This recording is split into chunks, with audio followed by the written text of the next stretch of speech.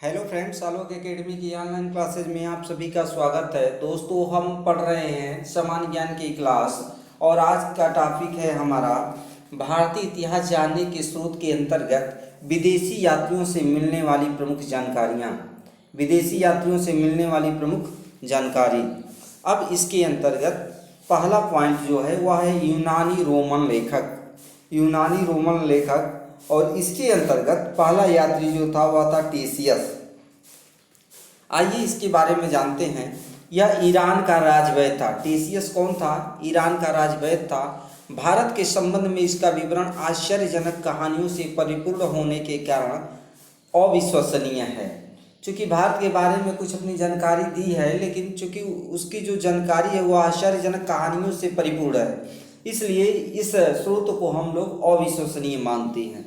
दूसरा, हेरोडोटस। थोड़ा ये प्रसिद्ध क्वेश्चन है, क्या है कि इतिहास का पिता किसे कहते हैं? तो हेरोडोटस को कहते हैं। लिखा गया है इसमें कि इसे इतिहास का पिता कहा जाता है। इसने अपनी पुस्तक हिस्टोरिका, पुस्तक का भी नाम याद रख लेंगे आप, हिस्टोरिका में 5वीं शताब्दी ईसा पूर्व के भारत फारस के संबंध का वर्णन किया है, परंतु इसका विवरण भी अनुश्रुतियों एवं अफवाहों पर आधारित है। ये आप ये नोट कर लेंगे।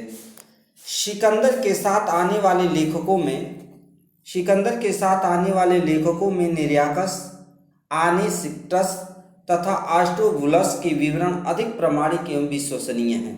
देखिए, सिकंदर के साथ आने वाले लेखकों में 3 नाम आते हैं और तीनों नामों के विवरण अधिक प्रामाणिक एवं विश्वसनीय माने जाते हैं।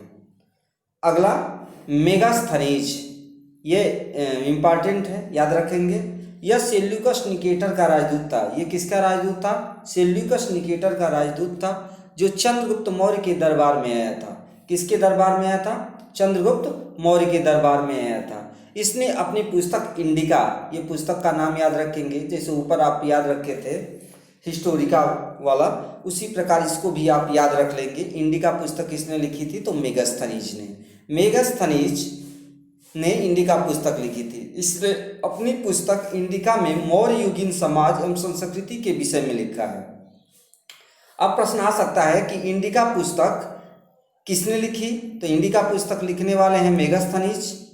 किससे संबंधित है? तो मौर्य युगीन समाज से। किससे संबंधित है इंडिका पुस्तक? मौर्य युगीन समाज से संबंधित है एवं संस्कृति के विषय में लिखा गया है। अगला पॉइंट देखते हैं, डाइमेकस। क्या नाम है? डाइमेकस। यह सीरियन नरेश आंतियोकस का राजदूत था। यह सीरियन नरेश आंतियोकस का राजदूत था, जो बिंदुसार के राज दरबार में आया था। इसका विवरण भी मौर्य युग से संबंधित है। डायोनिसियस, यह मिस्र नरेश टालमी फिलेडेल्फस का राजदूत था, जो अशोक के राज दरबार में आया था। किसके दरबार में आया था? अशोक के राज दरबार में आया था। टालमी, इसने दूसरी शताब्दी में भारत का भूगोल नामक पुस्तक लिखी। इसने दूसरी शताब्दी में भारत का भूगोल नामक पुस्तक लिखी। इस पुस्तक में भारत की भौगोलिक दशाओं का वर्णन किया गया है। प्लिनी, इसने प्रथम शताब्दी में नेचुरल हिस्ट्री नामक पुस्तक लिखी। पुस्तक का क्या नाम था? नेचुरल हिस्ट्री नामक पुस्तक लिखी। इसमें भारतीय पशुओं, पेड़ पौधों, खनिज पदार्थों आदि के बारे में विवरण मिलता है। 9वां है पेरिप्लस ऑफ द इरिथ्रियन सी। इस पुस्तक के लेखक के बारे में जानकारी नहीं है। यह लेखक करीब 80 ईस्वी में हिंद महासागर की यात्रा पर आया था। इसने उस समय के भारत की बंदरगाहों तथा व्यापारिक वस्तुओं के बारे में जानकारी दी है। आइए देखते हैं चीनी लेखकों के बारे में। चीनी लेखक में पहला नाम आता है फाहियान। नाम याद रखिएगा, फाहियान। यह चीनी यात्री गुप्त नरेश चंद्रगुप्त द्वितीय के दरबार में आया था। प्रश्न बार बार देखने को मिलता है कि फाहियान किसके शासनकाल में भारत आया था? तो इसका आंसर होगा चंद्रगुप्त द्वितीय के दरबार में आया था। इसने अपने विवरण में मध्य प्रदेश के समाज एवं संस्कृति के बारे में वर्णन किया है। इसने मध्य प्रदेश की जनता को सुखी एवं समृद्ध बताया है। चलते हैं दोस्तों चीनी यात्रियों में दूसरा क्रम आता है संयुगन का। यह 518 ईस्वी में भारत आया। इसने अपनी 3 वर्षों की यात्रा में बौद्ध धर्म की प्राप्तियां एकत्रित की। याद रखेंगे, यह अपने 3 वर्षों की यात्रा में बौद्ध धर्मों की प्रतियां एकत्रित की। ह्वेनसांग, ये नाम याद रखना है। यह हर्षवर्धन के शासनकाल में, किसके शासनकाल में? हर्षवर्धन के शासनकाल में भारत आया था। ह्वेनसांग 629 ईस्वी में चीन से भारतवर्ष के लिए प्रस्थान किया और लगभग 1 वर्ष की यात्रा के बाद सर्वप्रथम वह भारतीय राज्य कपिसा पहुंचा। भारत में 15 वर्षों तक ठहरकर 645 ईस्वी में चीन लौट गया। वह बिहार में नालंदा जिला में स्थित नालंदा विश्वविद्यालय में अध्ययन करने तथा भारत से बौद्ध ग्रंथों को एकत्र कर ले जाने के लिए आया था। पूछा जाता है कि ह्वेनसांग किस विश्वविद्यालय में अध्ययन करने आया था, तो आपको याद रखना है नालंदा विश्वविद्यालय। इसका भ्रमण वृत्तांत सी युकी नाम से प्रसिद्ध है। इसका भ्रमण वृत्तांत सी युकी नाम से प्रसिद्ध है। देखेंगे सी युकी, जिसमें 138 देशों का विवरण मिलता है। इसने हर्षकालीन समाज, धर्म तथा राजनीति के बारे में वर्णन किया है। इसके अनुसार सिंध का राजा शूद्र था। नोट: ह्वेनसांग के अध्ययन के समय नालंदा विश्वविद्यालय के कुलपति आचार्य शीलभद्र थे। यह भी पूछा जा सकता है कि ह्वेनसांग के अध्ययन के समय नालंदा विश्वविद्यालय के कुलपति कौन थे, तो आचार्य शीलभद्र। इत्सिंग, यह 7वीं शताब्दी के अंत में भारत आया। इसने अपने विवरण में नालंदा विश्वविद्यालय, विक्रम विश्वविद्यालय तथा अपने समय के भारत का वर्णन किया है। अरबी लेखक देखेंगे अल-बरूनी, प्रसिद्ध नाम है अल-बरूनी। यह महमूद गजनवी के साथ भारत आया था। प्रश्न पूछ सकता है कि अल-बरूनी किसके शासनकाल में भारत आया था, तो यह महमूद गजनवी के साथ भारत आया था। अरबी में लिखी गई उसकी कृति किताब उल हिंद या तहकीक ए हिंद, भारत की खोज, आज भी इतिहासकारों के लिए एक महत्वपूर्ण स्रोत है। यह एक विस्तृत ग्रंथ है जो धर्म और दर्शन, त्योहारों, खगोल विज्ञान, कीमिया, रीति रिवाजों तथा प्रथाओं, सामाजिक जीवन, भारतौल तथा मापन विधियों, मूर्तिकला, कानून, मापतंत्र, विज्ञान आदि विषयों के आधार पर 80 अध्यायों में विभाजित है। इसमें राजपूत कालीन समाज, धर्म, रीति रिवाज, राजनीति आदि पर सुंदर प्रकाश डाला गया है। इब्न बतूता,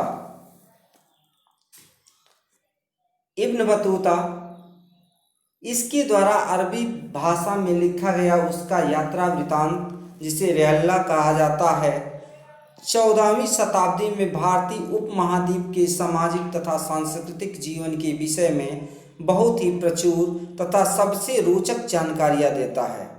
1333 ईस्वी में दिल्ली पहुँचने पर इसकी विद्वता से प्रभावित होकर सुल्तान मोहम्मद बिन तुगलक ने उसे दिल्ली का काजी या न्यायाधीश नियुक्त किया। यह याद करने वाला है, इसे नोट कर लीजिए कि 1333 ईस्वी में दिल्ली पहुंचने पर इसकी विद्वता से प्रभावित होकर सुल्तान मोहम्मद बिन तुगलक ने इसे दिल्ली का काजी, किसको? इब्न बतूता को, किसको? इब्न बतूता को दिल्ली का काजी नियुक्त किया। अन्य लेखक तारानाथ, यह एक तिब्बती लेखक था जिसने कंग्यूर तथा तंग्यूर नामक ग्रंथ की रचना की। इनसे भारतीय इतिहास के बारे में जानकारी मिलती है। मार्को पोलो यह 13वीं शताब्दी के अंत में पांड्य देश की यात्रा पर आया था। इसका विवरण पांड्य इतिहास के अध्ययन के लिए उपयोगी है। अब हम पुरातत्व संबंधी साक्ष्य से मिलने वाली जानकारी के बारे में अध्ययन करेंगे। कहाँ से कौन सा साक्ष्य मिला?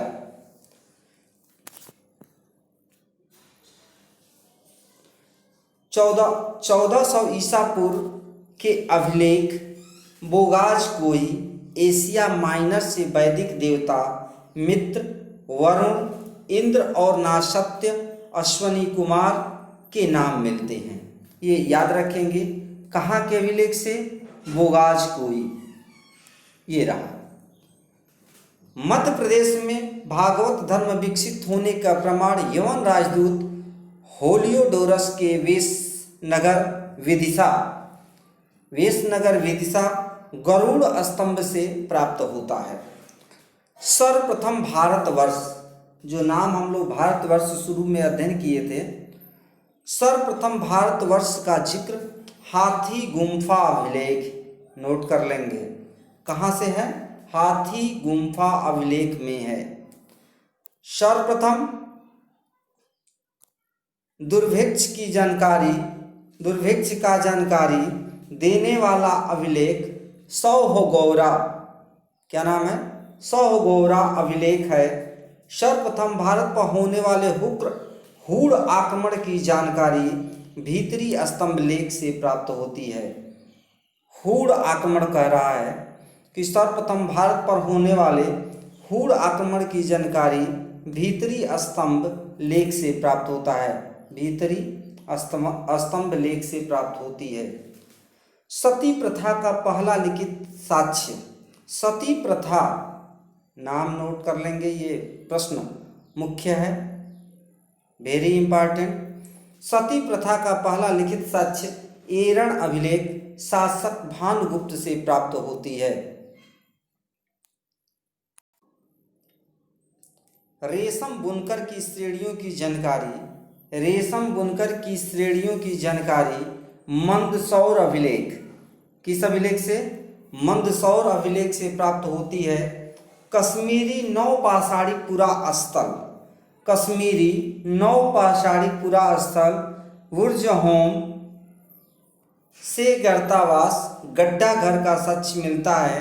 इनमें उतरने के लिए सीढ़ियां होती थी। जो गर्तावास गड्ढा घर है, यह क्वेश्चन CTET में आ चुका है। तो जो मैं ये हरे रंग से जो सर्किल बना दे रहे हैं या लाइन बना दे रहे हैं, तो उस स्थान को थोड़ा नोट करते चलिएगा। वेरी इंपॉर्टेंट है वो चीज़, यह परीक्षा में देखने को मिलेगा। प्राचीनतम सिक्कों को आहत सिक्का कहा जाता है। प्राचीनतम सिक्कों को आहत सिक्का कहा जाता है। इसी को साहित्य में कासार्पण, क्या कहा गया है? साहित्य में कासार्पण कहा गया है। सर्वप्रथम सिक्कों पर लेख लिखने का कार्य यवन शासकों ने किया। समुद्रगुप्त की बीड़ा बजाते हुए मुद्रा वाले सिक्के से उसके संगीत प्रेमी होने का विवरण मिलता है।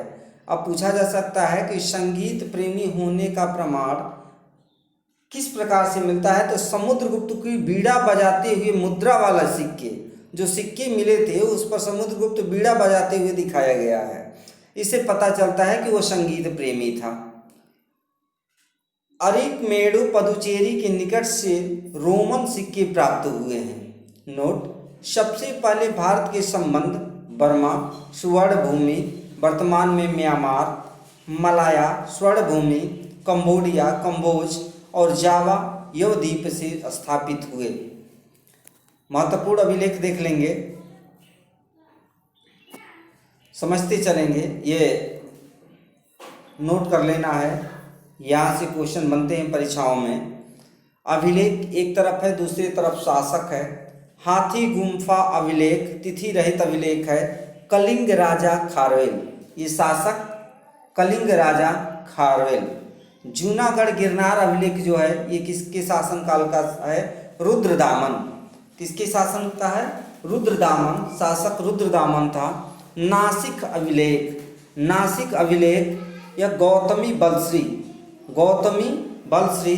प्रयाग स्तंभ लेख, समुद्रगुप्त एहोल अभिलेख, पुलकेशिन द्वितीय, मंदसौर अभिलेख, मालवा नरेश यशोवर्मन, ग्वालियर अभिलेख, प्रतिहार नरेश भोज, भीतरी एवं जूनागढ़ अभिलेख, स्कंदगुप्त, देवपाड़ा अभिलेख, बंगाल शासक विजय सेन।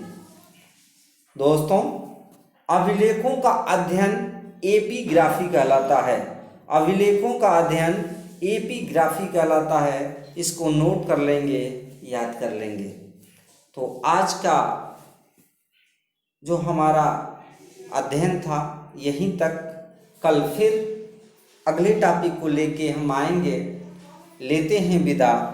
धन्यवाद।